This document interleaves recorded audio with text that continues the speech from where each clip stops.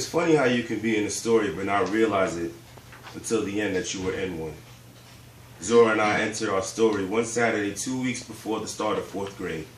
That Saturday, while our mamas were shopping, Zora and I were sitting under the big sweet gum tree across from Joe Clark's storefront, making sure that we were within an earshot of the chorus of men that perched on his porch. We sat under the tree, digging our feet into the rich, dark soil, inviting worms to tickle between our toes. We pretended to be talking and playing with the spiky monkey balls that had fallen from the sweet gum branches, but we were really listening to the men's folk stories and salty comments and filing them away to talk about them later on. That's when Sonny Rap strolled up in his Sunday suit, strutting like he owned the town, not just a pair of new pointy shoes, and calling for the folk to come watch him whoop a gator. Sonny was a young welder from Sanford who had come to Eatonville to court Maisie Allard. For 3 weekends straight, he had been wooing her with sweet talk and wild flowers. When he wasn't with her, he was shooting his mouth off about how tough he was. That particular day, Sonny had managed to track down the king of the gators, the biggest and oldest one in Lake Maitland, Sanford, or Eatonville. The gator's name was Ghost, and for good reason. One minute, he was sunning on a mud bank or floating in the pond, his back exposed like 20-foot-long banquet of rocks. The next, he'd have disappeared, and the pond would be still as a wall.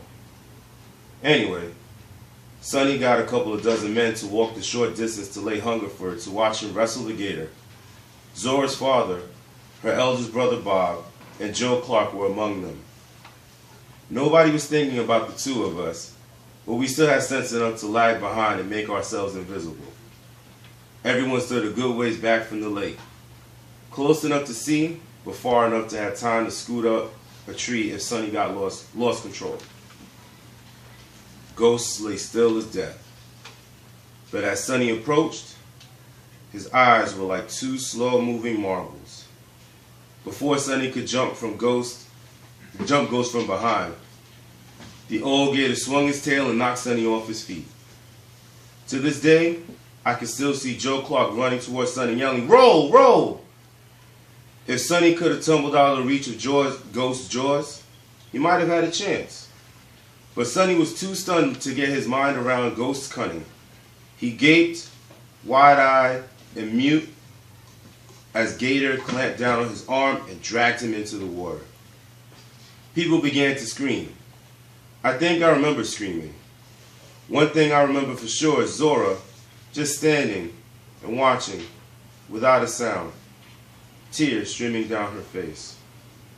Joe Clark is a big man, but he hesitated for a second, a grown man paying respects to his fear before diving into the water. Two other brave men, Mr. Hurston and Mr. Bertram Edges, the blacksmith, dove in a moment later. It took the three of them to drag Sonny back onto dry ground.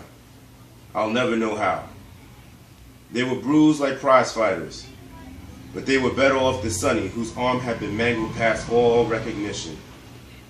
Back in our homes, we chewed on silence and thought about Dr. Pritchard, awake all night trying to patch up Sonny and make him right. The next morning, Joe Clark rode all through the churches in his capacity as town marshal and gave the pastors the news. Sonny didn't make it. For 2 weeks after that, you would see pairs of grim men with shotguns scouring the ponds for a sign of Ghost, but they found nothing. In the days that followed, Zora's father said it wasn't fitting to talk about what had happened to Sonny in front of women and children. Even Joe Clark, who loved the story better than almost anyone, refused to talk about Sonny and Ghost. Sometimes when I think back on that steamy afternoon, I could see my own father emerging soaking wet from Lake Hungerford, Sonny's broken body in his arms. But that was impossible, because my daddy had already been gone 6 months by then. And that's another reason I remember that summer so clear. It was the summer that my mama finally gave up believing that my daddy would come home. She had cried just about all a person can cry. As for Zora, while every kid in the schoolyard could talk of nothing else for days, and pestered Zora and me for eyewitness reports, she quietly closed on Sonny's death, like an oyster on a bit of sand.